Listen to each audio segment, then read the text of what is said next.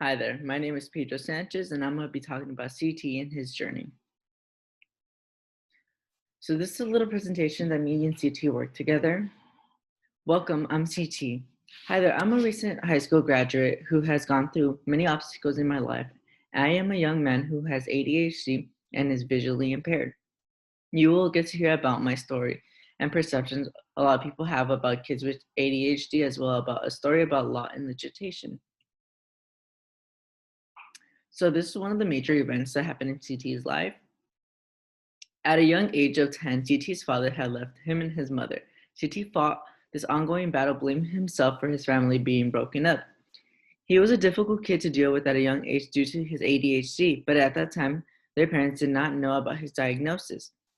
His father always wanted a normal kid, according to CT. This really hurt his feelings because it got in his head, making him think that only if he was a normal kid, his father would have stayed. Later on, the only parent who was advocating and looking out for CT was his mother. CT now has a stepdad who has shown him the relationship of a father and son without judging him for any of his ways and allows him to see a therapist and an OA when needed. He now learned to love himself, everything about himself, because it makes him unique and a wonderful person. And this is the second major event that happened in his life that he wanted me to mention that applies to law and legislation was an incident that happened in his elementary years. When CT has always been a kid who was super excited to go to school because he would be able to engage with other students without feeling different. During this time of recess, he was able to express himself without being judged, just being around others who always just wanted to play with each other no matter what. Due to his visual impairments, it was hard for CT to see certain things from a certain angle. He would ask his teacher to move the book in a certain direction. His teacher would say no or just like ignore him, which would make it difficult for him to like visually see the book or like see what she was talking about. And due to his ADHD, he was always very active, and especially after recess. And during that time, the teacher would be like, okay, go sit outside because I see that you're still not like calm down or ready to be in class. Come back in when you're ready to come back in. And this really hurt his feelings because it like isolated him from the teacher. And not only that, but his peers. So he felt like he was being treated differently. One day, CT had mentioned to his mom about how he felt about going to school, and she came to talk to his teacher about what was going on. The teacher mentioned how difficult it was to teach CT and how he was always asking for too much. The mother then explained how he had a visual impairment and ADHD, as she had mentioned to her the first day of school. She had told CT, the teacher had told CT's mother and CT that maybe he is using his disability slash diagnosis as an excuse to get more playtime. When CT's mother heard of this, she was very upset to hear this because not only was she accusing CT of using his diagnosis as an excuse, which is very absurd for her to say to begin with, just to get recess time was very upsetting for her to hear. Um, so there was this ongoing battle within the teacher and mother and CT that was very clear and present from that day on.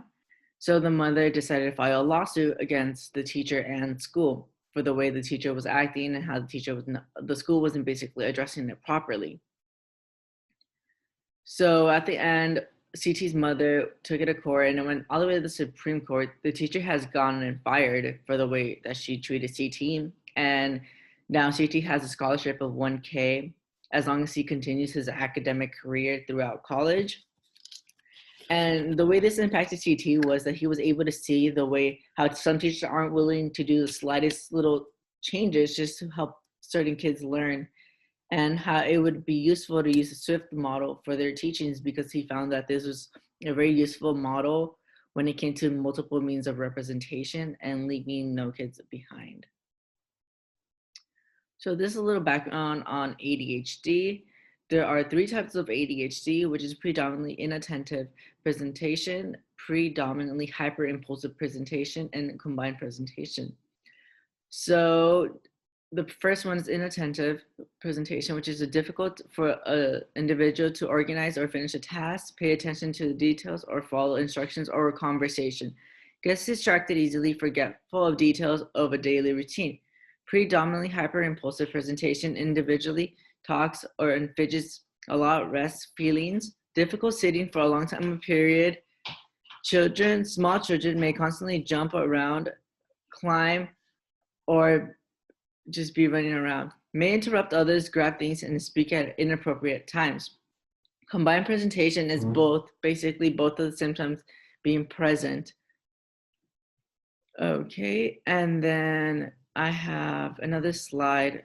I'm not sure if I went to that slide. Okay, the main objectives that I wanted to take away from my presentations were learn how to address and handle certain issues within the classroom and never be quick to isolate a kid only because it is the easiest way to deal with the issue. To recognize our relationships within the world, learn how to build an environment that is welcoming and makes others encouraged and motivated to learn, acknowledge our place within society. That means let kids know that they are important, special, and valued. Kids love reassurance and knowing that they are being cared for. Never label any children and do not define the child by their diagnosis because they are a human being and a person before they are their diagnosis. And this is a little image like showing like inclusion and like I titled it a global citizen, taking an interest in the world around you, basically never judging a kid. And some teachings and findings for kids with ADHD that we came up with, me and CT, were learn to be patient and learn more about the root of the problem rather than send them away, never judge a kid, find different means of representations, and acknowledge students' success. My personal findings were for this was learn how to have patience. If you do not have patience, do not yell or like take out your anger on a certain kid or your class.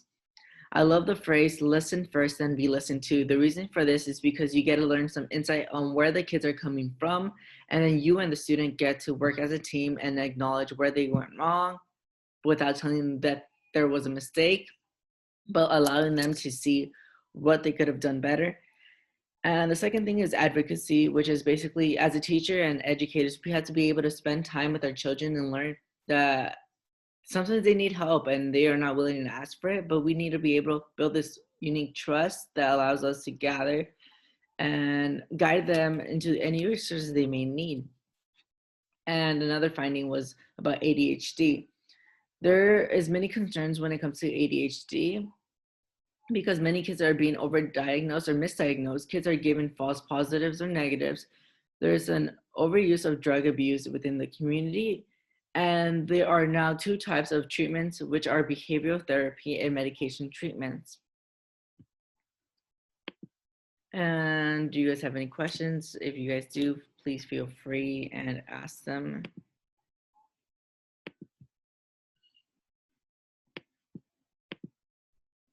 And that ends my presentation.